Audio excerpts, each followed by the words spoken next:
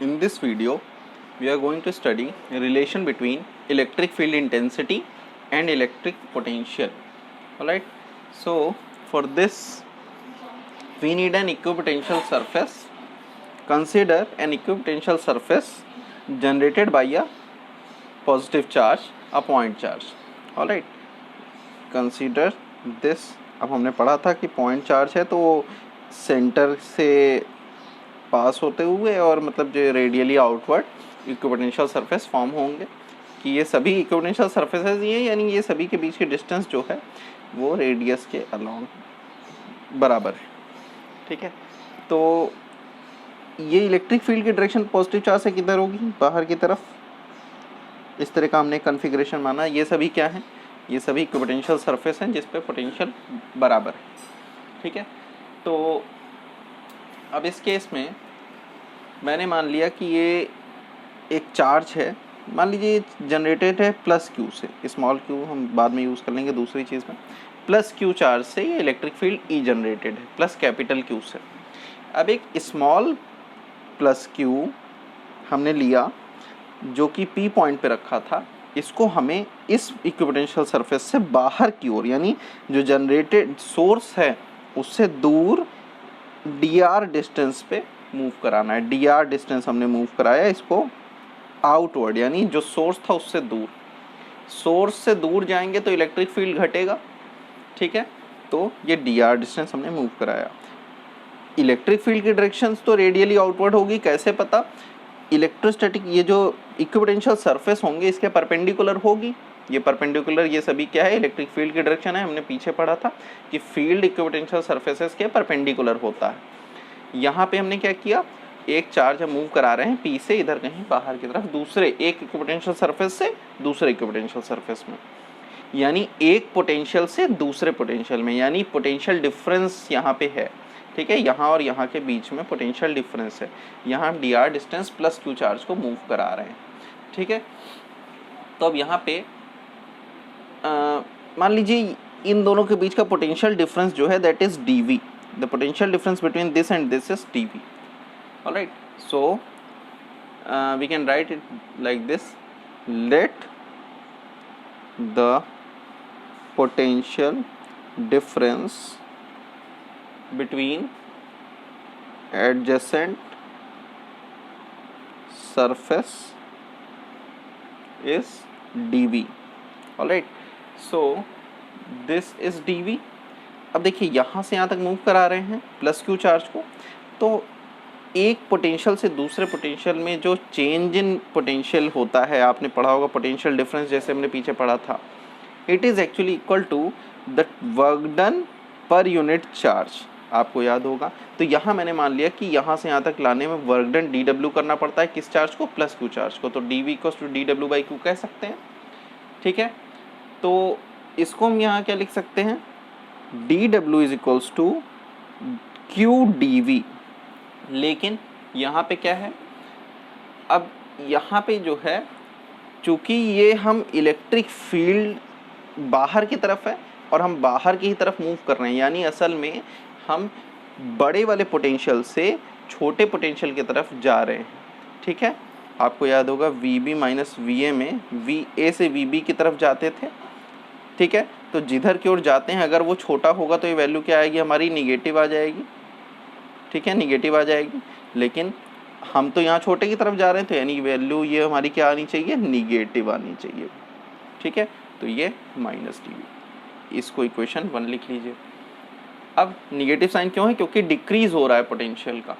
ठीक है, ऑल्सो अब ये वर्क डन जो है, ये देखिए ये एंगल बीच का कितना है? मैंने मान लिया ये एंगल थीटा है. ठीक है, तो यहाँ से यहाँ बाहर की ओर हम कितने डिस्टेंस चल रहे हैं? D R. तो अब डिस्टेंस डी आर चल रहे हैं हम इलेक्ट्रिक फील्ड के अगेंस्ट. ठीक है, इलेक्ट्रिक फील्ड की डायरेक्शन में कह लें या अगेंस्ट कह लें. तो इस प्लस क्यू चार्ज पे जो फोर्स फील हो रहा है वो मल्टीप्लाइड बाय द डिस्टेंस, जितना डिस्टेंस से ट्रेवल करता है, ये वर्क डन होगा. सो ऑल्सो वर्क डन ये किसके बराबर होगा? फोर्स इनटू डिस्प्लेसमेंट के. मैंने कह दिया ये जो वर्क डन डी डब्ल्यू है ये किसके बराबर है? एफ डॉट डी आर, मान लीजिए ये फोर्स क्या है, ये फोर्स जो प्लस क्यू फील कर रहा है इस वाले कैपिटल क्यू के कारण, ये फोर्स किसके बराबर हो जाएगा, Q charge multiplied by this electricity. आपको याद होगा F is equals to Q E, अगर Q charge electric field E में रखा हो तो इतना फोर्स फील होता है, तो एफ अगर वेक्टर है तो ई वेक्टर यहाँ से लिख सकते हैं Q E dot D R. ठीक है, तो यही वर्क डन अगर हम फोर्स के फॉर्म में या क्यू इलेक्ट्रिक फील्ड के फॉर्म में लिखें तो ये होगा, और पोटेंशियल के फॉर्म में लिखें तो ये होगा। ठीक है, और ये दोनों सेम ही है। ठीक है, तो इसको लिख सकते हैं क्यू ई, अब चूंकि देखिए ये डी आर इधर है, ई इधर है, बीच का एंगल थीटा है, तो लिख सकते हैं डी आर कॉस थीटा। ठीक है, अब चूंकि ये दोनों बराबर हैं तो minus Q V, hence minus Q V is equals to minus Q D V is equals to Q E D R cos theta. ठीक है, यहाँ से Q cancel out, E cos theta is equals to minus में D V by D R. ठीक है, तो E cos theta ये minus D V by D R के इक्वल हो गया। ई कॉस थीटा क्या है, ई का वो कंपोनेंट जो डी आर की तरफ है, ई कॉस थीटा इधर होगा, यानी ई का कॉस थीटा कंपोनेंट इधर की तरफ। सो लिख सकते हैं ई cos theta is component of E along D R. ठीक है, तो अब देखिए दोनों जब सेम एक्सिस में सेम डायरेक्शन में है तो उस पर्टिकुलर डायरेक्शन के लिए हम लिख सकते हैं ई, मान लीजिए अगर इस जनरल डायरेक्शन को मैंने नाम दे दिया, इस पूरी डायरेक्शन को मैंने एस डायरेक्शन कह दिया, तो एस डायरेक्शन के लिए केवल, क्योंकि दोनों अब सेम में आ चुके हैं तो वेक्टर की ज़रूरत नहीं है, तो हम लिख सकते हैं del V by del R, क्योंकि अब देखिए यहाँ डेल क्या चीज़ है, ये भी एक तरह के डी ही है माइनस में, लेकिन यहाँ पे ये वैल्यूज़ एक पर्टिकुलर कंपोनेंट एक बहुत छोटी वैल्यू को रिप्रेजेंट करता है, डी वी से डी से छोटी वैल्यू होती है डेल्टा। ठीक है, तो ये del V by del R हम इसको रिप्रेजेंट कर सकते हैं, या फिर आप इसको D V by D R भी लिख सकते हैं, कोई दिक्कत नहीं, D V by D R minus. ठीक है, ये पर्टिकुलर एक डायरेक्शन के लिए हो गया, जब ये डी वी और आर एक सेम डायरेक्शन में है। मतलब क्या है कि अगर हम इसको, अगर हमने एक्स एक्सिस मान लिया तो हम इसको लिख सकते हैं E X is equals to minus में D V by D X. केवल इतना ही मतलब था डेल्टा का, कि ये डेल आर जो है कि अगर एक्स एक्सिस के डायरेक्शन में है तो D V by D X लिख लें, वाई एक्सिस के डायरेक्शन में अगर आप नापना चाहते हैं तो D V by D Y ले लें। सिमिलरली जेड डायरेक्शन में लेना चाहते हैं तो D V by D Z ले सकते हैं माइनस के साथ। ठीक है, तो ई वेक्टर का जो वैल्यू होती है मॉडुलस, वो किसके बराबर होता है, माइनस में D V mod by D R, या फिर इसको कह सकते हैं कि इसको कहते हैं पोटेंशियल ग्रेडियंट। ये होता है ई और वी के बीच में रिलेशन। तो इसको हम लिख सकते हैं, अगर हम वर्ड्स में लिखना चाहें तो the magnitude of electric field is given by change in magnitude of potential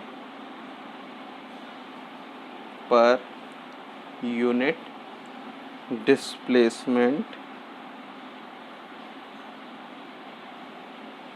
normal to the equipotential surface. आपने देखा होगा ई का कॉस थीटा कंपोनेंट या फिर डी आर का कॉस थीटा कंपोनेंट नॉर्मल की तरफ लेके जा रहे थे, नॉर्मल टू द इक्विपोटेंशियल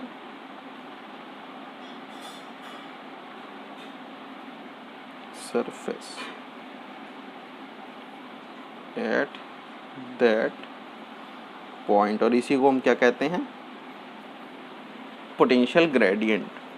ये पोटेंशियल ग्रेडियंट की भी डेफिनेशन यही है। मतलब क्या है कि या आप ऐसे लिख सकते हैं कि E into D R cos theta, यानी E multiplied by D R का मैग्नीट्यूड किधर, इक्विपोटेंशियल सरफेस के perpendicular, normal to the equipotential surface. Magnitude of electric field is given by change in magnitude of potential per unit displacement normal to the equipotential surface at that point. ठीक है, तो ये हो गया equipotential electrostatic potential और electric field intensity के बीच में रिलेशन. Thank you.